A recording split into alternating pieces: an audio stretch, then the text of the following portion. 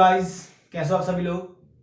Solid state की इसी series को आगे जाते हुए आज हम नेक्स्ट टॉपिक पढ़ने जा रहे हैं, नियरेस्ट नाइबरिंग डिस्टेंस, जिसमें हम देखने की कोशिश करेंगे relation between neighbouring distance d and edge of unit cell, यानी कि डी और ए के बीच एक रिलेशन, और साथ ही साथ इसी को आगे जाते हुए हम एज ऑफ यूनिट सेल और एटॉमिक रेडियस यानी कि डी और आर के बीच भी एक रिलेशन देखने की कोशिश करेंगे। नियरेस्ट नाइबरिंग डिस्टेंस का जो कॉन्सेप्ट है, हमने last video parameters of unit cell में देखा था कि जो क्यूबिक यूनिट सेल होती है वो सबसे ज्यादा सिमेट्रिक होती है, क्योंकि इसमें जो आपकी एक्सियल लेंथ और एक्सियल एंगल थे ये सारे एक दूसरे के इक्वल थे।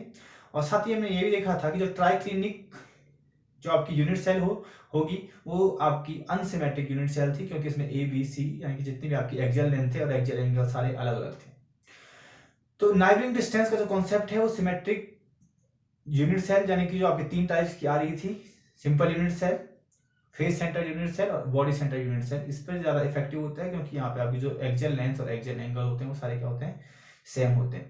तो सबसे पहले हम देखते हैं सिंपल यूनिट सेल के लिए आपका relation between neighbouring distance d और edge length of unit cell के लिए।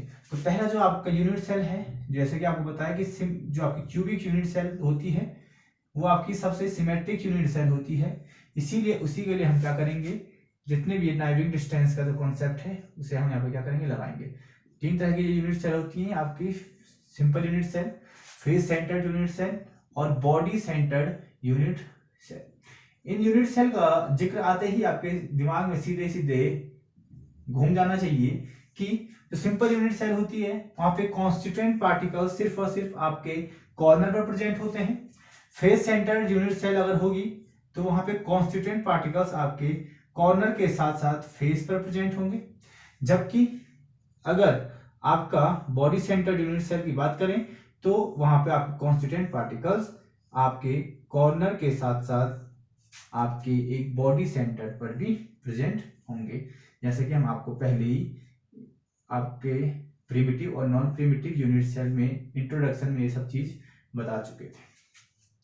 तो हम जानने की कोशिश करते हैं कि सिंपल यूनिट सेल के लिए नाइबरिंग डिस्टेंस डी का मतलब क्या है कि एटम्स क्या होंगे, यहाँ पे प्रेजेंट होंगे, और इन पॉइंट्स को हम पहले आपको बता चुके थे कि जिन पॉइंट से हम इन पॉइंट को डिनोट करते हैं, इस पॉइंट को हम बोल देते हैं लैटिस पॉइंट। तो एक एटम जो इस क्रिस्टल लैटिस में प्रेजेंट है उसकी दूसरे नियरेस्ट नाइबरिंग एटम से कितनी डिस्टेंस पे वो प्रेजेंट है, तो उसे हम बोलेंगे उसकी नियरेस्ट नाइबरिंग डिस्टेंस, कि एक एटम दूसरे एटम से कितना दूर है। ठीक है, इसे बोलेंगे नियरेस्ट नाइबरिंग डिस्टेंस। और हमें इस डी और ए के बीच एक रिलेशन निकालना है। तो अगर सिंपल यूनिट सेल की बात करें तो आप देख रहे होंगे इस एज पर आपका जो एटम प्रेजेंट है वो कुछ इस तरह से प्रेजेंट है, ये इसकी क्या हो गई, एज हो गई।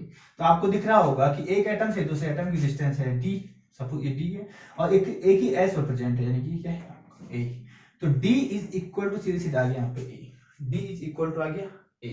तो ये रिलेशन है आपका सिंपल यूनिट सेल में कि जो डिस्टेंस ऑफ नाइबरिंग एटम्स और एज लेंथ के बीच जो रिलेशन है डी इज इक्वल टू ए। ये तो पहले वाला कॉन्सेप्ट आ गया आपको, इस चीज को दूसरे इसी को एक साथ ले जाने की कोशिश करते हैं।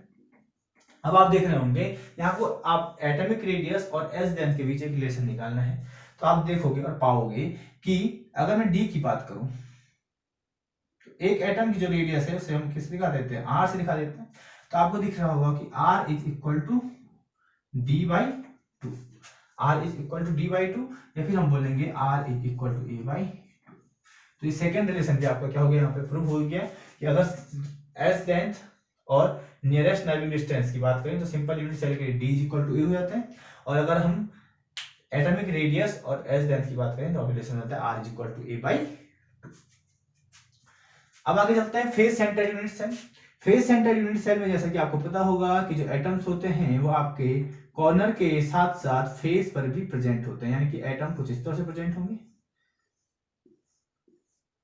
कॉर्नर के साथ साथ आपके फेस पर भी क्या होंगे, प्रेजेंट होंगे। तो आपको किसी भी एक फेस को स्टैंडर्ड मानना है, किसी भी एक फेस को स्टैंडर्ड मानना है, और एक फेस के डायगोनल को क्या करना है, आपको लेना है। कि सपोज कीजिए ये आपके सामने मेरा एक क्यूब है, तो इस क्यूब के इस फेस को आपको स्टैंडर्ड मानना है, और इस फेस के एक डायगोनल को आपको स्टैंडर्ड ले लेना है, कुछ इस तरह से। यहाँ पे एक फेस डायगोनल आपको ले लेना है। तो फेस डायगोनल अगर मैं लूंगा तो कुछ इस तरह से फेस डायगोनल बनेगा आपका। कि जो क्या कर रहा होगा आपके फेस के जो एटम को भी क्या करेगा, टच कर रहा होगा। तो इसके लिए नाइबरिंग एटम डिस्टेंस क्या हो गई, ये डी हो गई, ठीक है ना। इसकी नाइबरिंग डिस्टेंस क्या हो गई, डी हो गई। अब आप देख पा रहे होंगे कि अगर मैं इस पे एक क्या ले लेता हूं, डायगोनल ले लिया है, तो एक ही क्या बन गया आपका, ट्राइंगल बन गया है, ठीक है ना, राइट एंगल बन रहा है। और राइट एंगल अगर बन गया है तो सपोज कीजिए इसे हम नाम दे देते हैं ए, इसे नाम दे देते हैं बी, तो इसे नाम दे देंगे हम सी। तो आप देख रहे होंगे जो ये एंगल है, जहां पे से हमने क्या लिया, डायगोनल लिया, तो एक सबसे क्या होगी, ये लंबी एक आ गई, लेंथ आ गई। तो यहाँ पे हम पाइथागोरस थ्योरम लगाएंगे कि A C square is equal to A B square plus B C square. ठीक हो गया, A C square equal to A B, क्योंकि यहाँ पे क्या बन गया, एक राइट एंगल बन गया। तो A C square equal to A B square plus B C square, आप जानते हो कि आपकी एस लेंथ ए है, ये भी आपकी एस लेंथ ए है। तो A C square is equal to आ जाएगा a square plus a square, a square plus a square, a square plus a square.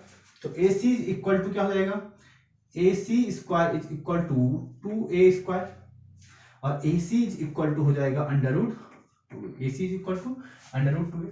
अब क्योंकि ए सी क्या आपकी दिख रहा होगा आपको, यहाँ पे 3 एटम्स आपका रेंज है, तो ए सी अगर हम डी निकालने की कोशिश करें तो डी इज इक्वल टू क्या हो जाएगा आपका, ए सी बाई 2, क्योंकि नियरेस्ट नाइबरिंग एटम तो आपका ये है, जो कि जस्ट इसके क्या है, आधा है। तो d is equal to a c by 2, और ए सी की वैल्यू क्या आ रही है आपकी, ए सी की वैल्यू आपकी आ गई, d is equal to a सी की वैल्यू आपकी अंडर रूट 2a बाई 2। अब अगर इसे और आप सरल करें, ठीक है, और सिंपलेस्ट फॉर्म में लिखें, तो आप पाओगे कि d is equal to under root 2a by, इस दो को हम कुछ इस तरह से लिख सकते हैं, तो रूट 2 से रूट 2 गया, तो d is equal to a by root. जैसे कि हमने बताया कि कोई भी क्यूबिक यूनिट सेल होती है वो आपकी क्या होती है, सिमेट्रिकल यूनिट सेल होती है, यानी कि उसमें आपकी एक्सियल लेंथ और एक्सियल एंगल्स क्या होते हैं, सेम होते हैं। तो जब डी वाला रिलेशन हमने पहले निकाला था, वही आपका आर, वो भी आपका आर आर के साथ लगेगा। तो यानी कि हमने देखा था कि r is equal to d by 2, r is equal to d by 2। तो आर इज इक्वल टू अगर हम देखें तो a is upon 2 root, a r is equal to a upon 2 root. Relation आपका आ चुका है फेस सेंटर्ड यूनिट सेल के लिए, ठीक है। अब देखते हैं बॉडी सेंटर्ड यूनिट सेल के लिए, बॉडी सेंटर्ड यूनिट सेल के लिए। बॉडी सेंटर्ड यूनिट सेल से आपका मतलब है कि जहां पे आपके कॉन्स्टिट्यूएंट पार्टिकल्स कॉर्नर के साथ साथ आपके किसी भी एक कहां पे प्रेजेंट हो, आपके एक बॉडी सेंटर्ड पर प्रेजेंट हो, बॉडी सेंटर्ड पर प्रेजेंट। बॉडी सेंटर में अगर प्रेजेंट हो तो सपोज कीजिए, अब आपको इस कमरे को, आपको पहले पता था कि एटम्स बॉडी सेंटर में, आपको पहले स्टैंडर्ड बताया था कि किस तरह से आप प्रिमिटिव यूनिट सेल और नॉन प्रिमिटिव यूनिट सेल में आपको डिफरेंस पैदा कर सकते हो। तो बॉडी सेंटर, अभी हमें फेस सेंटर की बात की, तो किसी भी एक फेस का आपने क्या लिया, डायगोनल लिया, यानी कि उस जो फेस पर एटम प्रेजेंट था उस एटम को लेते हुए हमने क्या किया था, एक डायगोनल खींचा हुआ था। अब बॉडी सेंटर की बात करें तो बॉडी में तो सिर्फ एक अंदर आपका एटम प्रेजेंट होगा किसी भी यूनिट सेल के बीच में। तो आप क्या करेंगे, अब इस जो पूरी यूनिट सेल है उस यूनिट सेल के बीच से एटम को क्या करेंगे, एक डायगोनली लेंगे, यानी कि जिससे वो क्या कर रहा होगा, इसे टच कर रहा हो कुछ इस तरह से। और इस तरह से हम पहले ही क्या कर चुके थे, इसे ये तो हम अभी ले ही चुके थे। तो ये आ गया आपका ए बी सी। तो फिर से आप इसमें क्या लगाएंगे, पाइथागोरस थ्योरम लगाते हैं, तो आप देखोगे और पाओगे कि A C square is equal to A B square plus B C square. आई बात समझ में। अगर आपको इस तरह से दिखाने की कोशिश करूं तो आप देखोगे और पाओगे कि आपने क्या करना है, एटम को कुछ इस तरह से क्या करना है, ले जाने की कोशिश करनी है डायगोनली।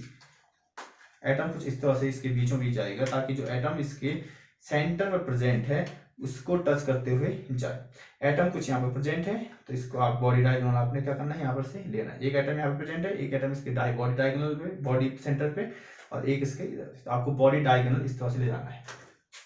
तो आप पाओगे कि A C square equal to A B square plus B C square, और आप देखोगे कि A C square equal to a square plus 2a square, B C जो होगा वो 2a स्क्वायर जाएगा। तो ए सी, क्योंकि 3 क्या आ जाएंगे वहां पे, अगर आप इसको काटोगे देखो पीछे वाली भी क्या आ रही होगी, आपकी एक एज आ रही होगी, तो यह आ जाएगा 3a स्क्वायर, और ए सी इक्वल टू हो जाएगा अंडर रूट 3a।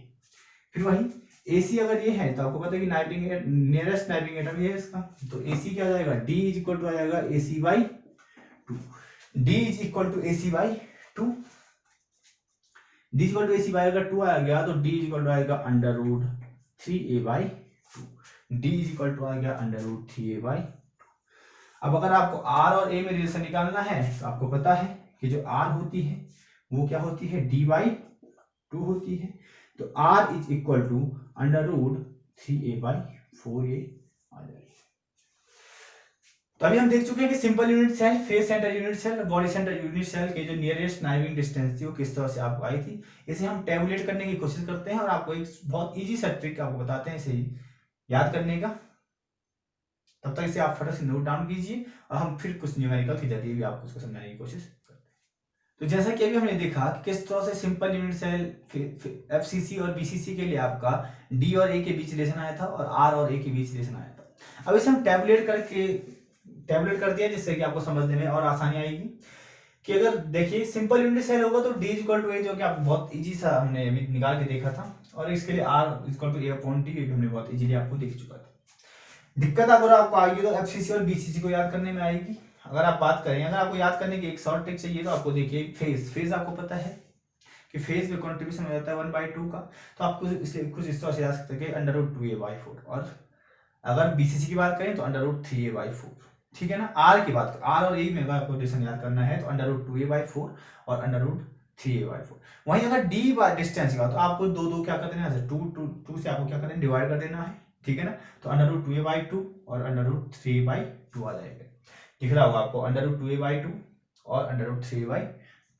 बहुत इजी से ट्रिक है। कभी 1 मार्क्स में एक क्वेश्चन इस तरह से पूछ देता है कि फेस सेंटर यूनिट सेल जो आपकी होगी उसमें डी और ए के बीच रिलेशन क्या होता है, डी और ए के बीच क्या रिलेशन होता है। तो कुछ इस तरह से आपको वैल्यू दी होंगी 0.707। तो ए रहेगा तो 1/1/1.414 √2 की जो वैल्यू होती है इसे डिवाइड करेंगे तो आपको 0.707 आ जाएगा। तो इसी तरह से आपका अगर बॉडी सेंटर यूनिट सेल के लिए तो इसकी वैल्यू आ जाती है 0.866 तो कभी 1 मार्क्स में कॉम्पिटिटिव एग्जाम में इस वैल्यू को भी वो दे देता है। तो आपके लिए ये भी इंपॉर्टेंट है कि आप इस वैल्यू को क्या करते हैं, याद रख लें। तो सिंपल सी बात है, एक सिंपल से टेबुलेट करके आपको सामने रखी गई है चीजें। अब हम देखते हैं एक न्यूमेरिकल, और न्यूमेरिकल के जरिए इसको जानने की कोशिश करते हैं। तो क्वेश्चन कुछ आपके सामने इस तरह से है कि xenon crystallise in the face centred cubic lattice. एक जीनोन है, जीनोन आपका एफसीसी लैटिस का फॉर्मेशन करता है, जीनोन आपका एफसीसी लैटिस का फॉर्मेशन करता है and the edge of the unit cell is 620 picometre. आपकी जो एज लेंथ है यानी कि ए है वो आपकी 620 पिकोमीटर है, ठीक है। What is the nearest neighbouring distance and what is the radius of xenon atom. आपको डी निकालना है इसके लिए और साथ ही साथ आपको आर निकालना है। तो जैसा कि मैंने आपको बताया था कि अगर फेस सेंटर की बात आ जाती है तो are is equal to √2a/4 कर दीजिए, और अगर बॉडी सेंटर की बात आती है एफसीसी के लिए है, और अगर r is equal to body centre की बात करें तो √3a/4 यानी कि बीसीसी के लिए हो जाएगा। और अगर आपको क्या निकालना हो, डी की बात करना है तो दो आपको क्या करना है, इसमें से कम कर देना, तो डी इज इक्वल टू हो जाएगा √2a/2 और d is equal to √3a/2।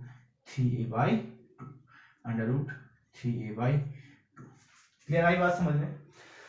तो देखिए आपको यहाँ निकालना है डी और आर, डी और आर। चलो तो पहले डी निकालने की कोशिश करते हैं और डी से ही आपको आर निकल जाएगा, क्योंकि आपको बताया था कि कुछ इस तरह का रिलेशन आप जो सिंपल यूनिट सेल में पढ़ने की कोशिश कर रहे थे। तो जो डी होता है वो, या फिर जो आर होता है, sorry, r is equal to होता है d/2। तो अगर आप ये वाला फॉर्मूला लगाओ या फिर यहीं से आप आर निकाल दो, आपके दोनों आंसर क्या आने वाले हैं, सेम आने वाले हैं। देखते हैं, कोशिश करते हैं। डी इज इक्वल टू आपको बताया कि √2a/2 ये हो जाएगा, या फिर a/√2 आप ये भी लिख सकते हो a/√2, है ना। कुछ इस तरह ऑपरेशन हमारा आया था, ठीक। ए आपको दे रखा है 620 पिकोमीटर, 620, ठीक है। पिकोमीटर को पिकोमीटर में रहने देते हैं। क्यों रहने देते हैं, क्योंकि जो क्रिस्टल होते हैं आपको पता है बहुत छोटे होते हैं। अगर इसको मीटर में चेंज करेंगे तो बहुत बड़ी क्वांटिटी आएगी, आपको पिकोमीटर में इसको रहने देना है, ठीक है ना। तो 620 अपॉन √2 की वैल्यू 1.414। इसे अगर हम सॉल्व करते हैं तो इसकी वैल्यू आ जाती है 438.5 पिकोमीटर। ये आपका आंसर है 438.5 पिकोमीटर।